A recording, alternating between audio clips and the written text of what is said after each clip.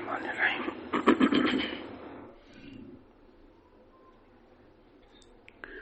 ایک صاحب نے پوچھا ہے کیا جنابت کی حالت میں رات کو سورہ بقرہ کی آخری دو آیات تلاوت کر سکتے ہیں یا نہیں، یا درود پاک پڑھ سکتے ہیں کہ نہیں، کیا اس کے لیے غسل کرنا ضروری ہے؟ تو اس کے لیے اصول ذہن میں رکھنا چاہیے کہ اگر انسان بے وضو ہو تو قرآن مجید کو ہاتھ نہیں لگا سکتا، ہاتھ لگانا منع ہے، لیکن قرآن مجید زبانی پڑھ سکتا ہے اگر بے وضو ہو۔ اگر بے غسل ہو تو زبانی بھی نہیں پڑھ سکتا قرآن مجید کی ایک پوری آیت۔ اگر وہ قرآن مجید کی چھوٹی سی آیت کا کوئی حصہ ہو، جیسے بسم اللہ الرحمن الرحیم، اب یہ بھی قرآن مجید کی آیت کا حصہ ہے، پوری آیت نہیں ہے۔ یہ قرآن مجید میں سلیمان علیہ السلام کا واقعہ جہاں آتا ہے وہاں سلیمان علیہ السلام کے خط کا ذکر ہے، انہ من سلیمان و انہ بسم اللہ الرحمن الرحیم۔ تو بسم اللہ الرحمن الرحیم یہ قرآن مجید کی پوری آیت نہیں ہے، آیت کا حصہ ہے۔ تو آپ بسم اللہ پڑھ سکتے ہیں حالت جنابت میں۔ حالت جنابت میں آپ درود شریف پڑھ سکتے ہیں، اجازت ہے، جائز ہے، لیکن ادب یہ ہے کہ درود شریف جنابت کی حالت میں نہ پڑھیں، ادب یہ ہے۔ البتہ کیونکہ وہ بھی قرآن مجید نہیں ہے تو آپ تسبیحات کر سکتے ہیں، ذکر اذکار کر سکتے ہیں جنابت کی حالت میں، لیکن بچنے کی کوشش ہو جائے کہ جنابت کی حالت میں قرآن مجید بھی نہ پڑھا جائے اور تسبیحات ذکر اذکار بھی نہ کیے جائیں، ادب یہی ہے۔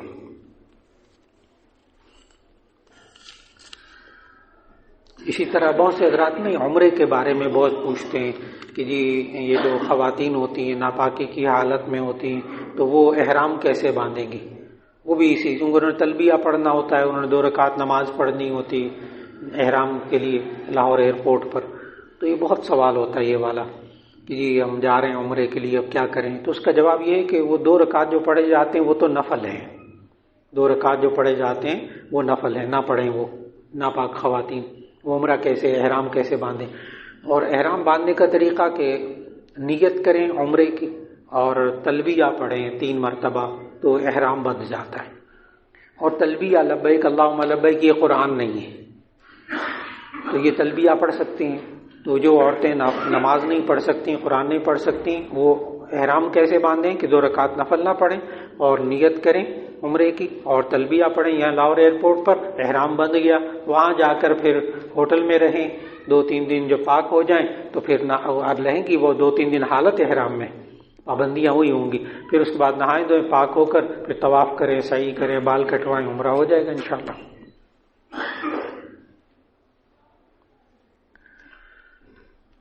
ایک صاحب نے پوچھا کہ یہ جو اسٹرالوجسٹ ہوتے ہیں، ماہر ستاروں کے ماہر ہوتے ہیں، زائچے جو برج کا علم بتاتے ہیں وہ جان سکتے ہیں، یا زائچے وغیرہ بناتے ہیں ستاروں کے متعلق، تو اس کا جواب ذہن میں رکھیے گا کہ یہ جو اسٹرانومی، اسٹرالوجی، یہ جو زائچے لگا کر حساب لگاتے ہیں اور برجوں کے حساب سے آپ کا جو ہے نا دسمبر کی پیدائش ہے تو آپ کا برج قوس ہے اور آپ کا یہ برج یہ ہفتہ ایسے، اخبارات میں بھی ہوتا ہے، کالم بنا ہوتا ہے کہ آج آپ کا ہفتہ کیسے گزرے گا۔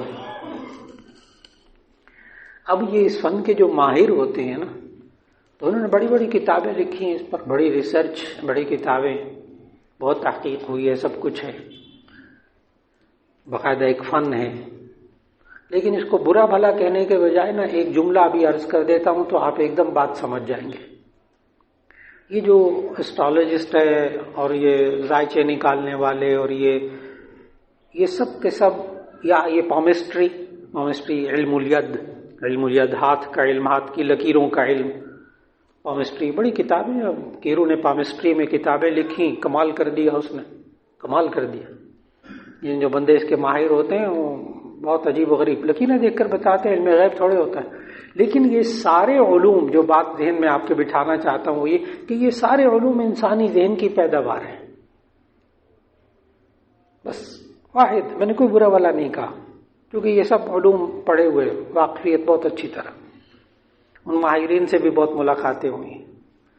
تو یہ علوم انسانی ذہن کی پیداوار ہیں، اس کا علم بالوحی سے کوئی تعلق نہیں ہے، اس پر یقین نہیں کرنا چاہیے۔ جب یقین نہیں کرنا تو پھر ان کے پاس جانا بھی نہیں چاہیے، اس لیے کہ نبی صلی اللہ علیہ وسلم نے ان کے دائروں سے ہمیں باہر رہنے کو کہا ہے۔ ان کے پاس جانے سے بھی منع کیا، جانے سے بھی منع کیا، تو انسان کا ایمان خراب ہو جاتا نا۔ یعنی غیب کی باتیں جو کہ اللہ سے رجوع کرنا چاہیے وہ صرف اللہ جانتا ہے، وہ غیب کی باتیں بتاتے ہیں، دعویٰ یہی کرتے ہیں کہ ہم کوئی غیب کی باتیں نہیں بتاتے، ہم تو حساب لگاتے ہیں، ذائچے لگاتے ہیں، ہم دیکھ کر بتاتے ہیں، ہم تو کوئی اپنی طرف سے تو کچھ نہیں بتاتے، وہ کہتے بھی ہیں۔ تو بات درست ہے کہ یہ علوم ہیں، فنون ہیں، ان کے ماہرین ہیں، ان کی ریسرچ ہے، لیکن یہ سب کچھ کیا ہے؟ انسانی ذہن کی پیداوار، اس کو یقین نہیں، اس پر یقین نہیں کرنا۔ تو کیا ہم یقین تو نہیں کریں گے مولانا ویسے جا کے پوچھ لوں شادی کب ہوگی میری، بچے کب ہوں گے، میں کب ان مسائل مشکلات سے نکلوں گا، کیا میں جا کے پوچھ لوں؟ ویسے یقین نہیں کروں گا میں۔ یہ لوگ میرے سامنے بس اوقات اس طرح بات کرتے ہیں، تو اس کا جواب پھر حدیث میں کہ نبی صلی اللہ علیہ وسلم نے فرمایا من اتی عرافا، عراف کاہن، نجومی، پومسٹ، ایسٹرولوجسٹ، ماہر ذائچے، فلکیات۔ من اتی عرافا، جو شخص کسی عراف، کاہن، نجومی کے پاس آتا ہے، لم تقبل له صلاۃ 40 صباحا، تو اس کی 40 دن کی نمازیں قبول نہیں ہوتی۔ اب آخر میں آپ کو بات سمجھ میں آ گئی ہوگی، اس کی 40 دن کی نمازیں قبول نہیں ہوتی۔ یہ نہیں کہ نمازیں ضائع ہو جاتی، میں دوبارہ نہیں پڑھنی، لیکن اس کا ثواب نہیں رہتا۔ لفظ صباحن آیا کہ 40 دن کی فجر کی نمازیں نہیں قبول ہوتی، اور اکثر محدثین نے کہا نہیں، صباح سے مراد یہاں یوم ہے، پورا دن مراد ہے۔ تو 40 دن کی نمازیں قبول نہیں ہوتی۔ کیوں؟ وہ علم غیب جو صرف اللہ جانتا ہے، یہ کیسے کیوں گیا اس بندے کے پاس، اس کا بھی یہ سمجھتا ہے کہ یہ علم غیب یہ بھی جانتا ہے، یہ مجھے بتائے گا، یہ گیا کیوں اللہ کے علاوہ کسی کے پاس؟ اس لیے اب نازک بات ہو گئی، اس لیے اخبارات میں اور یہ سنڈے میگزین میں جو آتا ہے نا، آپ کا ہفتہ کیسے گزرے گا، بس پڑھنے کو دل کرتا ہے، اور اگر آپ پڑھ کر دیکھیں گے نا تو آپ کو حیرت ہوگی، آپ کا جو ہوگا نا وہ برج ہوگا آپ کا، آپ پڑھیں گے، یہ مہارت ہے نا، لکھنے والوں کو بھی مہارت ہے، تو آپ کو اکثر باتیں اپنے آپ پر فٹ نظر آئیں گی۔ آپ کا ہفتہ کیسے گزرے گا یہ پڑھیں آپ ان کا اچھی طرح، تو آپ کو ایسا لگے گا جیسے واقعی میرے بارے میں لکھا ہے، بس وہیں ایمان خراب ہو گیا نا، ان کا کمال یہی ہے، ایمان خراب ہو گیا، ان کا کام ہو گیا۔ جی، رشتہ تلاش کرتے وقت ایمانداری کیسے چیک کریں؟ جی، ایمانداری اس کے دو مطلب ہوتے ہیں، کہ ایمانداری ہوتی امانت، امین ہونا، ایک ہے ایمان رکھنا۔ نبی صلی اللہ علیہ وسلم، بخاری شریف کی حدیث ہے کہ نبی صلی اللہ علیہ وسلم نے فرمایا کہ لوگ 5 چیزیں دیکھتے ہیں رشتہ تلاش کرتے وقت، 5 چیزیں۔ نمبر 1، ایمان، مسلمان بھی ہے کہ نہیں، رشتہ کر لیتے ہیں بعد میں پتہ چلتا ہے تو قادیانی تھے، یا اور بعض غیر مسلم فرقے ہیں، وہ پتہ چلتا ہے پھر مشکل پیش آتی ہے۔ اس لیے سب سے پہلے ایمان، پھر اس کے بعد اخلاق، کردار، پھر اس کے بعد حسب و نسب، خاندان، پھر اس کے بعد چوتھی چیز مال، پیسہ، مال و دولت۔ نمبر 5، شکل و صورت، حسن و جمال۔ نبی صلی اللہ علیہ وسلم نے فرمایا کہ سب سے زیادہ ایمانداری کو توجہ دو۔ یہ مومن بھی ہے، مسلمان بھی ہے کہ نہیں، سب سے زیادہ اس پر توجہ دو۔ پھر اخلاق پر بھی آپ دیکھ لیجئے، حسب و نسب بھی دیکھ لیجئے، مال و دولت بھی دیکھ لیجئے، کوئی حرج نہیں، لیکن اس کو بیس نہ بنائیں، بنیاد نہ بنائیں شادی اور رشتے کی، پیسہ، شکل و صورت، سب کچھ شکل و صورت نہیں ہوتی۔ یہ تجربہ صرف اس کو ہوتا ہے جس کے 10-15 سال شادی کو گزر جاتے ہیں اور اولاد ہوتی ہے، اور بیوی کا اخلاق اچھا نہیں ہوتا، بیوی کا خاندان پیچھے اچھا نہیں ہوتا، تو اسی صورت میں بیکار زندگی نظر آتی ہے۔ اس لیے کہ شکل و صورت، یہ جو شادی شدہ ہیں 15-20 سال گزار چکے ہیں، وہ فوراً بات سمجھ میں آ جائے گی ان کے کہ شکل و صورت 10-15 سال 20 سال بس خلاص، میں نے 20 سال بھی بہت زیادہ بتا دیا، 10-15 سال شکل و صورت کام آتی ہے، اور وہ بھی 24 گھنٹے میں سے زیادہ 2 گھنٹے 1.5-2 گھنٹے کام آتی ہے، زیادہ سے زیادہ شکل و صورت 24 گھنٹے یومیہ زندگی میں سے، اور باقی جو 22 گھنٹے ہیں 24 گھنٹوں میں سے اس کی فکر نہیں ہے کہ اس کے لیے کیا چیز چاہیے، اس کے لیے اخلاق چاہیے، اس کا کردار چاہیے، آپ کا اٹھنا بیٹھنا، آپ کے بچے بچیاں بعد میں ماموں سے ملیں گی، خالہ سے ملیں گی، بچیوں کے ظاہر ہے تلاش کرنا پڑے گا۔ اس لیے لڑکے کے اندر بھی 5 چیزیں، سب سے پہلے ایمان، پھر اخلاق اور کردار، نمبر 3 خاندان حسب و نسب، نمبر 4 مال و دولت، نمبر 5 شکل و صورت، لیکن سب سے زیادہ اہمیت کس چیز کو؟ اس کے ایمانداری کو۔ تو ایمانداری کا معنی ایمان کو دیکھیں اس کو۔ ایک صاحب نے کہا مال کی محبت کا کیا علاج ہے؟ بعض لوگ نا مال کی محبت کو نہیں سمجھ پاتے، بعض لوگ کہتے بھی ہیں وہ دیکھیں نا مولانا اب اتنے ماشاءاللہ نمازی ہیں، اتنے پرہیزگار ہیں، ایک فیکٹری بنائی ہوئی ہے، 2 بنگلے بنائے ہوئے ہیں، اتنی گاڑیاں، ایک گاڑی پھر خرید رہے اور ایک فیکٹری اور بنا رہے۔ اب بولنا کیا فائدہ ان کی نمازوں کا، ان کے اندر مال کی اتنی محبت ہے، کوٹ کوٹ کے بھری ہوئی ہے مال کی محبت۔ یہ لوگوں کے جملے ہیں معاشرے میں، کڑوے جملے۔ یہ وہ لوگ ہیں جن کو پتہ ہی نہیں کہ مال کی محبت جو بری ہوتی وہ کیا ہوتی ہے۔ مال کی محبت بری نہیں بذات خود، کس مال کی محبت کو دیکھیں، اولاد کی بھی محبت ہوتی ہے، بیوی بچوں سے محبت ہوتی ہے، کاروبار سے محبت ہوتی ہے، لیکن یہ مال و دولت سے محبت کون سی محبت مراد ہے؟ نمبر 1 انسان کمائے خوب کمائے، لیکن وہ کماتے ہوئے حلال حرام کی فکر کرتا ہے، سود سے بچتا ہے، دھوکے سے بچتا ہے، جھوٹی قسمیں کھانے سے بچتا ہے، حلال کماتا ہے، اس شخص کے اندر مال کی محبت نہیں ہے۔ کمائے،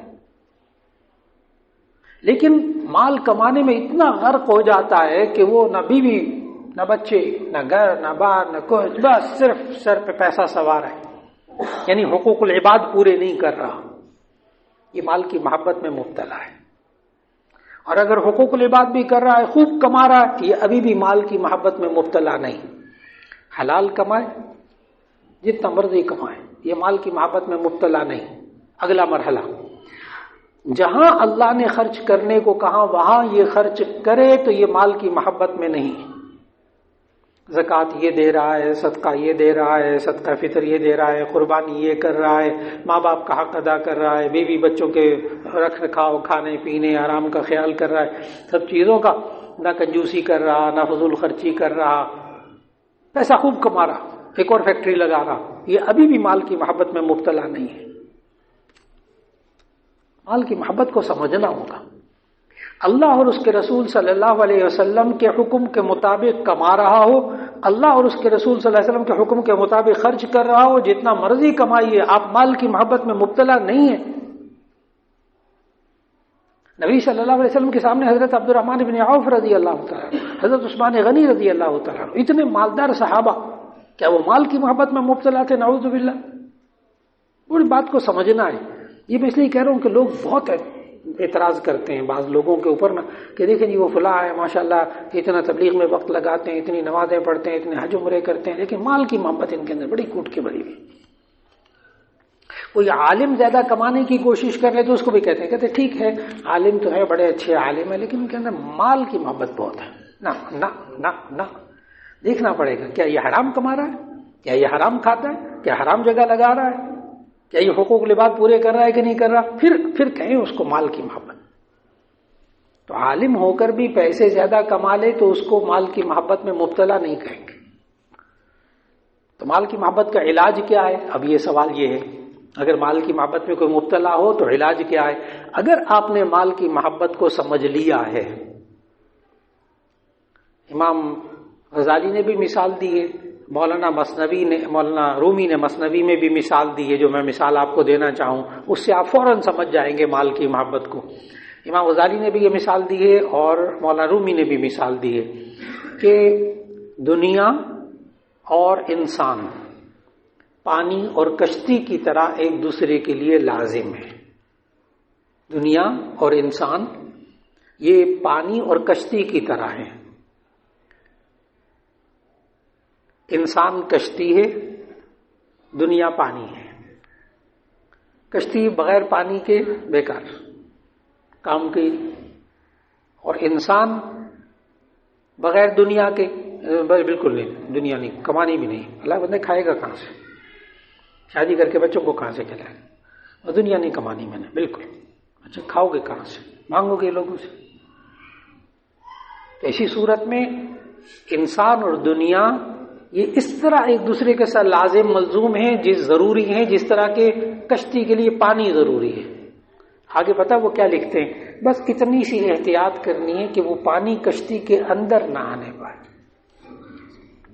جب وہ کشتی پانی کے اوپر تیرتی رہے گی نا تو وہ منزل تک پہنچ جائے گی.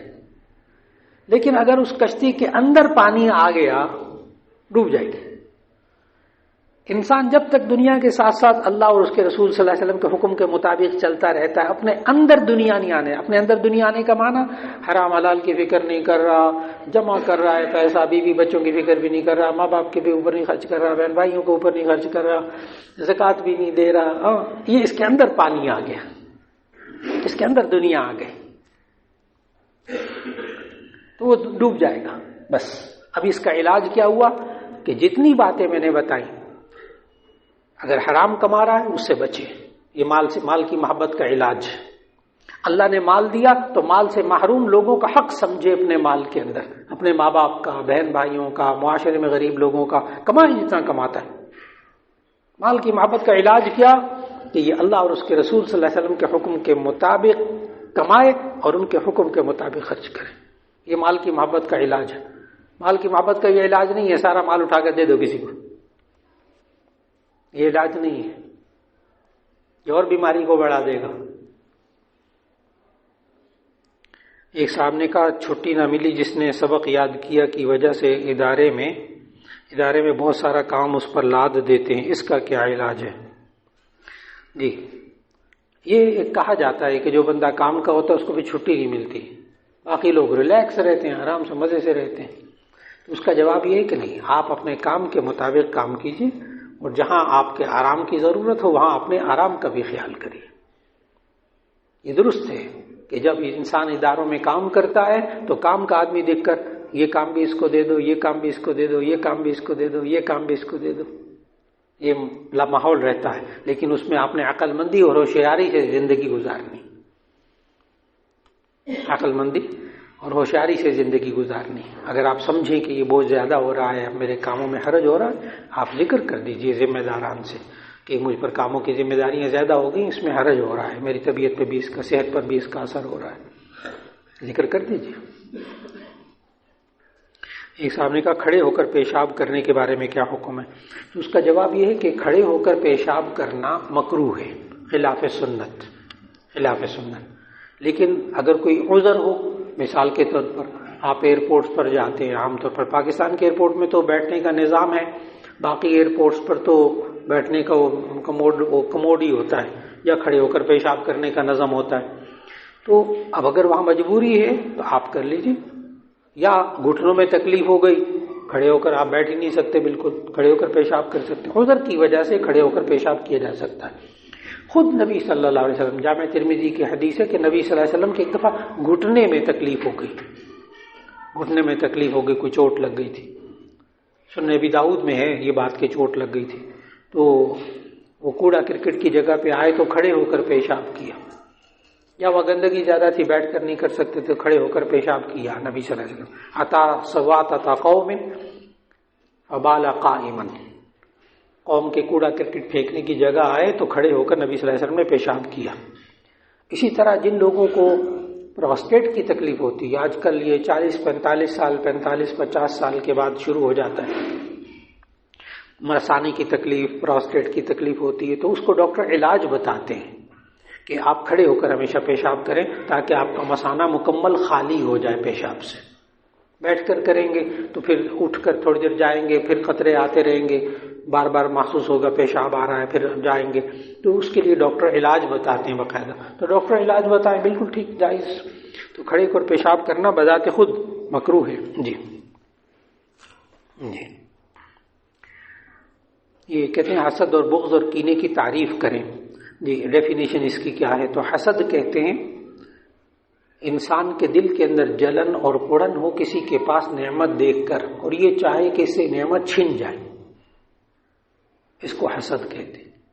کسی کے پاس نعمت دیکھ کر جلنا اڑنا اور یہ چاہنا کہ نعمت چھن جائے، اسے حسد کہتے ہیں.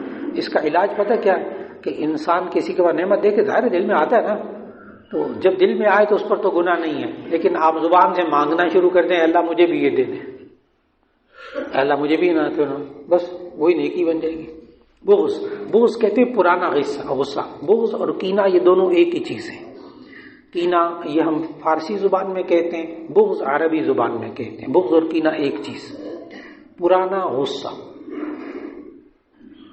جو نفرت میں بدل جاتا ہے اس کو بغض اور کینہ کہتے ہیں. ہوتا یہ پرانا غصہ، نفرت، پرانی نفرت. اس کا علاج کہ انسان اس کو معاف کر دے اور اس کو بغض اور کینے کی وجہ سے اس بندے کو نقصان نہ پہنچائے، نہ زبان سے نہ عمل سے. بس انشاءاللہ بہت فرق پڑے گا اس کو. اگر باوضو شخص موبائل دیکھ رہا اور کوئی عریانی کی چیز دیکھ لے تو کیا اس کا وضو باقی رہے گا؟ جی وضو باقی رہے گا، گناہ کبیرہ ہوگا، وضو باقی رہے گا. اگر کوئی برا خواب بار بار آئے تو کیا کریں؟ اور ہر بار تھو بھی کر رہے ہیں، نفل بھی ادا کر رہے ہیں؟ نہیں. اصل میں نبی صلی اللہ علیہ وسلم نے سمجھا ہے کہ اگر برا خواب آئے تو بائیں کروٹ 3 مرتبہ تھوک کر لا حول پڑھ لیجئے، اعوذ باللہ پڑھ لیجئے، قل اعوذ برب الفلق، قل اعوذ برب الناس پڑھ لیجئے. نبی صلی اللہ علیہ وسلم نے فرمایا کہ اس خواب پھر کسی سے ذکر نہ کرے وہ برا خواب، تو اس کو برے خواب کا اثر نہیں پہنچے گا. یہ بخاری شریف کی حدیث. پھر کسی کو بتائے نا تو اس کو اس خواب کا نقصان نہیں پہنچے گا. اس لیے اگر کوئی خواب برا آئے، بہت زیادہ پریشان کو نہ آئے، تو یہی عمل بار بار کرتے جائیے، اللہ تعالیٰ کرم کر دے گا. اور اگر درود شریف پڑھ کر سونا شروع کر دے تو پھر بھی یہ فرق پڑ جاتا ہے. یہ کوئی چیز پبلک پلیس سے ملے تو اسے رکھا جا سکتا ہے. جی پڑی ہوئی چیز کوئی بھی ملے، بٹوا مل گیا، موبائل مل گیا، کوئی پین مل گیا، اگر تو اس کے مالک کو باقاعدہ اعلان کریں، پتہ کرائیں. اول تو سب سے پہلا ادب تو یہ ہے گری پڑی چیز کے بارے میں کہ اس کو اٹھایا ہی نہ جائے. سب سے اول ادب ہمیں یہ اسلام نے یہ سکھایا، جس پر آج عرب عمل کرتے، سعودی عرب میں عمل ہوتا ہے. آپ بیگ رکھ دیں، پولیس والے لے جائیں گے لیکن عام بندہ ہاتھ نہیں لگائے گا. جاپان کے اندر یہی حال ہے. جاپان کے اندر تو پیسے بھی پڑے ہوئے ہو نا تو وہ پولیس کو دے دیں گے، خود نہیں کوئی بندہ اٹھائے گا، سوال ہی پیدا نہیں ہوتا.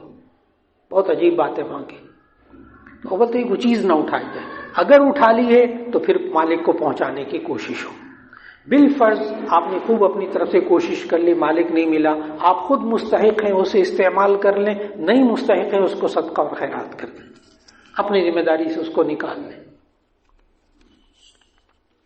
کیا مسجد میں دوبارہ جماعت ہو سکتی ہے؟ تو اس کا جواب یہ ہے کہ مسجد جو محلے کی مسجد ہو اس میں دوبارہ جماعت نہ کروائیں. ایک طرف ہٹ کر کسی لان میں جو مسجد سے باہر ہو، برآمدہ ہے، وہاں دوسری جماعت کرا لیں. کہ نبی صلی اللہ علیہ وسلم نے ایک ہی مسجد میں دوسری جماعت سے منع کیا. وہ الگ احادیث ہیں، دلائل ہیں. لیکن اگر بازار کی مسجد ہے، ایئرپورٹ کی مسجد ہے، بس کے اڈے کی مسجد ہے، ڈائیو کے اڈے کی، وہاں ہر وقت جماعت ہوتی رہتی ہے. راستے کی مسجد ہے کوئی تو لوگ آ رہے ہیں جماعت کرا رہے ہیں، وہاں جائز ہے. محلے کی مسجدوں میں جماعتیں ہونی شروع ہو جائیں نا، دو بس میں نے اس امام کے نہیں پیچھے پڑھنی، اپنی جماعت کراؤں گا، فساد شروع ہو جائے گا محلے میں. ایک صاحب نے کہا کیا تمام صحابہ کرام رضی اللہ عنہ معیار حق ہیں؟ تو اس کا جواب ہے کہ جی ہاں، تمام صحابہ معیار حق ہیں. لیکن اگر ان سے زندگی میں، صحابہ گناہوں سے معصوم نہیں ہیں، اگر ان سے غلطی ہوئی ہے کسی صحابی سے تو آپ یہ کہہ کر کہ فلاں صحابی نے غلطی کی تھی میں بھی کروں گا، یہ جائز نہیں ہے. قرآن و سنت کے خلاف اگر کوئی بات، کیونکہ صحابہ معصوم نہیں ہے. لیکن صحابہ سے جو قرآن و سنت کے خلاف بات نہیں ہوئی، ایسی صورت میں وہ بات کرنی جائز ہے۔ صحابہ نے کوئی کام کیا لیکن نبی صلی اللہ علیہ وسلم نے بتایا، قرآن میں بھی وہ بات نہیں ہے، آپ عمل کر سکتے ہیں۔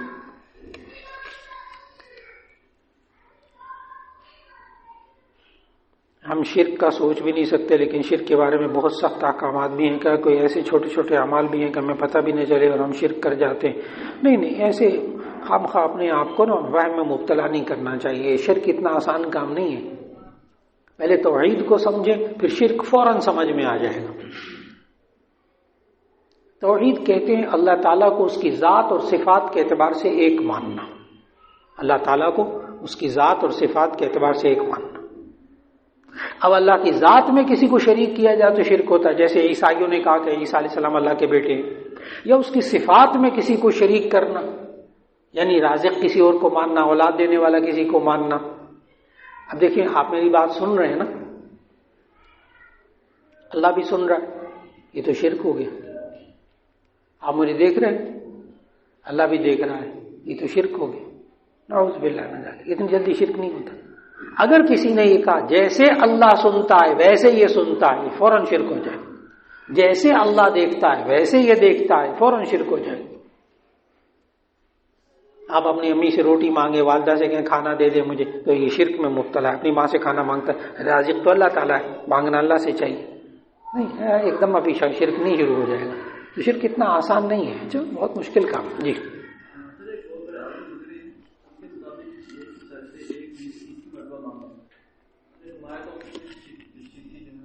جی، وہ عالم بہت ہی کمال کے درجے کے عالم ہیں، ٹھیک، کمال کے درجے کے، محتاط ترین، لیکن یہ قرآن و سنت نہیں ہے۔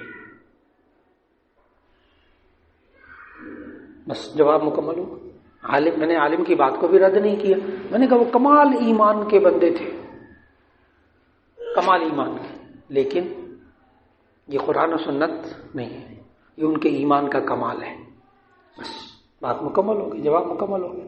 لیکن آپ اگر کسی سے 10 دفعہ بھی مانگیں گے نا تو آپ مشرک نہیں بنیں گے کبھی بھی، 3 دفعہ نہیں، 10 دفعہ بھی مانگیں آپ۔ کیوں؟ آپ سمجھ رہے ہیں میں کس طرح مانگ رہا ہوں۔ لیکن جس طرح اللہ سے مانگا جاتا ہے ویسے کسی اور سے مانگا 1 دفعہ بھی تو یہ شرک ہے۔ میں تو 3 دفعہ سے بھی آگے چلا گیا ہوں۔ جیسے اللہ سے مانگا جاتا ہے، جیسے کسی سے اولاد مانگنا، کسی سے کہہ رہا آپ مجھے شفا دے دیں، آپ میرے اوپر نظر کریں میرے حالات بدل جائیں، یہ بندہ فوراً پہلی دفعہ میں شرک میں چلا گیا۔ 3 دفعہ کا انتظار نہ کریں، میرا خیال ہے بات مکمل ہو گئی۔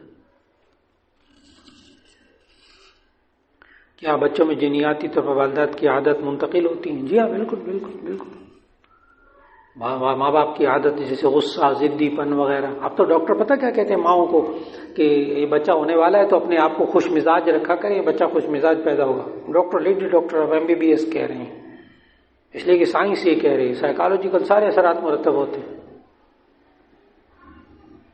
کہ ماں کو حالت حمل میں اپنے مزاج کو اچھا رکھنا چاہیے، بچہ اچھا مزاج پیدا ہوگا۔ ڈاکٹر سمجھا رہے ہیں۔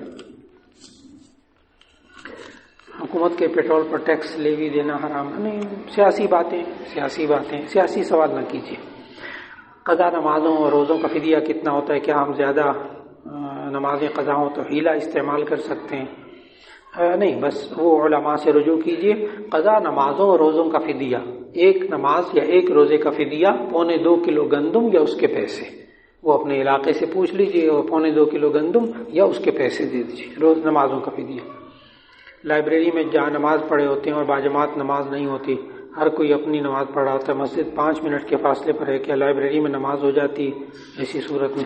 جی، بس اوقات ایسا ہوتا ہے کہ کچھ لوگ لکھنے پڑھنے کا کام کر رہے ہیں، لائبریرین ہیں، وہ باہر جا نہیں سکتا، لائبریری کو بند نہیں کر سکتا، لوگ بھی بیٹھے ہوئے ہیں، تو بعض چیزیں مجبوریاں ایسی ہوتی ہیں کہ انسان کو باہر مسجد تک نہیں جا سکتا اپنی کام کی وجہ سے، تو کم از کم فرض نماز تو پڑھ لے۔ ایک ہے فرض نماز پڑھنا، ایک ہے مسجد میں جا کر پڑھنا، ایک ہے جماعت کے ساتھ پڑھنا۔ تو آپ وہیں جماعت کرا لیں 2 بندے لائبریری میں، جماعت کا ثواب مل جائے گا، صرف مسجد کا ثواب رہ جائے گا۔ تو اس لیے نماز جو فرض ہے اس کو نہ چھوڑیں۔ بس نماز کی نیت کے الفاظ کیسے ادا کریں؟ جی، نماز دل کا ارادہ، دل کا ارادہ. آپ کون سی نماز پڑھ رہے ہیں؟ فرض ہے، نفل ہیں، سنتیں ہیں. آپ ظہر کی پڑھ رہے ہیں، فجر کی پڑھ رہے ہیں، امام کے پیچھے پڑھ رہے ہیں یا اکیلے پڑھ رہے ہیں، بس یہ دل میں طے کر لیجیے. اس کو نیت کہتے ہیں. زبان سے کہہ لیں بہت اچھا.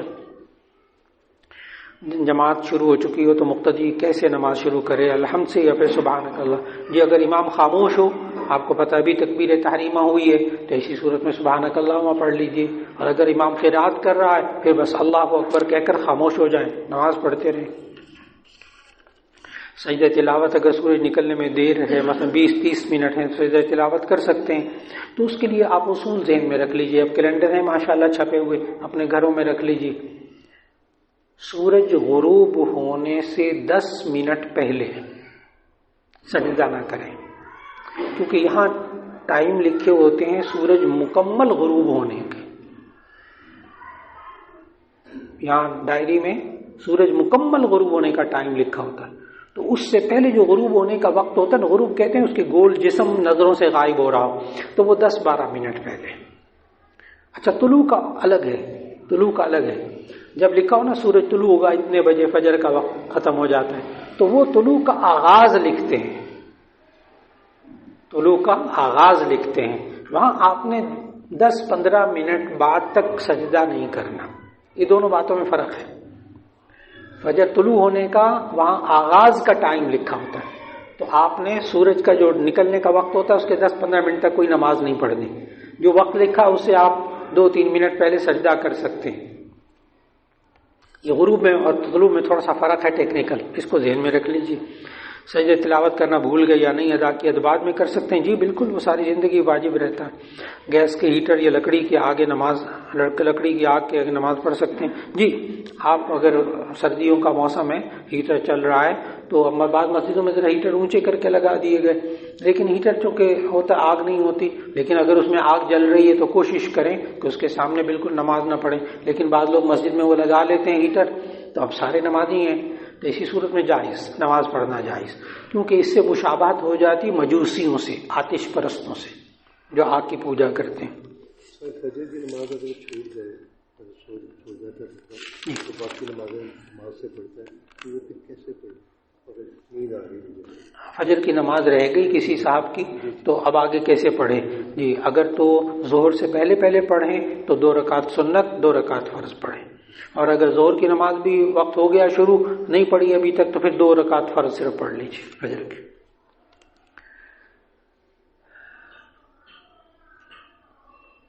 ایک صاحب نے خلفائے راشدین کتنے ہیں؟ اگر 4 ہیں تو یہ تعداد کن صاحب نے مقرر کی؟ ان 4 حضرات میں کے علاوہ اور بھی کوئی صاحب خلیفہ راشد ہیں؟ ان کے علاوہ کیا حضرت معاویہ رضی اللہ تعالیٰ عنہ خلیفہ ہیں؟ اچھا جی، اصل میں 4 خلفاء پر تو اتفاق ہے، 4 خلفاء پر اتفاق ہے. اور اس کے لیے مختلف احادیث ہیں جن میں 4 خلفاء کا ذکر آتا ہے. نبی صلی اللہ علیہ وسلم نے خود ان کا ذکر کیا، مختلف طریقوں سے، ترتیب سے ذکر کیا. تو اس لیے 4 خلفاء تو بہرحال متفق علیہ. اس کے علاوہ بھی خلافت باقی نہیں رہی، اس میں کئی اقوال ہیں کہ حضرت حسن رضی اللہ تعالیٰ عنہ کا دور تھا، وہ خلافت کا تھا یا نہیں، حضرت معاویہ کا خلافت کا تھا یا نہیں، پھر حضرت عمر بن عبدالعزیز رحمہ اللہ کا نظام خلافت کا تھا یا نہیں. تو 4 خلفاء پر تو اتفاق ہے بالکل سب کا. جی اگر کوئی مسلمان نمازی جمعے کے خطبے کے درمیان مسجد میں آ جائے تو نمازی کو سلام کر سکتا ہے. جی اگر عربی کے خطبے کے درمیان آئے تو سلام نہ کرے. اردو میں آئے تو کوشش کرے اپنے ساتھ قریب بھی بیٹھے کو آہستہ سے سلام کہہ لے. اونچی آواز سے کہے گا تو اس میں بھی دقت ہوگی.